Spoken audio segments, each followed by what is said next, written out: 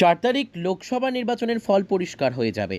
কে জিতবে, কে হারবে, কোন দল পরবর্তী সরকার করবে, কোন দল সরকার গঠন করতে পারবে, এক্সিট পোল নিয়ে এমনই মন্তব্য করলেন মানিক সরকার। তিনি বলেন, ইন্ডিয়া জোটও তো বৈঠক শেষে বলেছে তার সরকার গড়বে। তারা অবশ্য এক্সিট পোল নিয়ে কিছু বলেননি। রবিবার ত্রিপুরা অটোরিকশা ওয়ার্কার্স ইউনিয়নের প্রতিষ্ঠা দিবস উপলক্ষে সিআইটিইউ অফিসে স্বেচ্ছায় রক্তদান শিবিরে অংশ নিয়েছিলেন রাজ্যের প্রাক্তন মুখ্যমন্ত্রী মানিক সরকার। এদিন তিনি রক্তদাতাদের সঙ্গে কথা বলেন এবং ত্রিপুরা অটোরিকশা ওয়ার্কার্স ইউনিয়নের এই উদ্যোগকে সাধুবাদ জানান।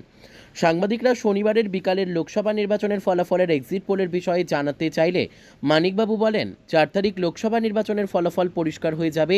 কে জিতবে, কে হারবে, কোন দল পরবর্তী সরকার করবে। তারা যেমন এক্সিট পোল দেখিয়েছে, আবার ইন্ডিয়া ব্লকের তরফ থেকে তারাও তো তাদের সমস্ত নেতৃত্বের বৈঠক শেষে তারাও তাদের সংখ্যা দিয়েছে। যদিও তারা এক্সিট পোল বলে কিছু বলেনি, তাদের নেতৃত্বের সঙ্গে কথা বলে রাজ্যের তথ্য নিয়ে তারা তো হিসেব দিয়েছে, তারা তো বলছে তারা সরকার করবে।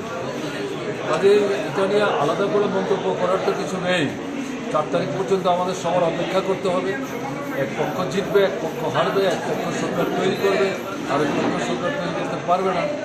কাজে তোমাদের যেমন আগ্রহ, আমাদেরও তো আগ্রহ। Bureau report, news daily Bharat.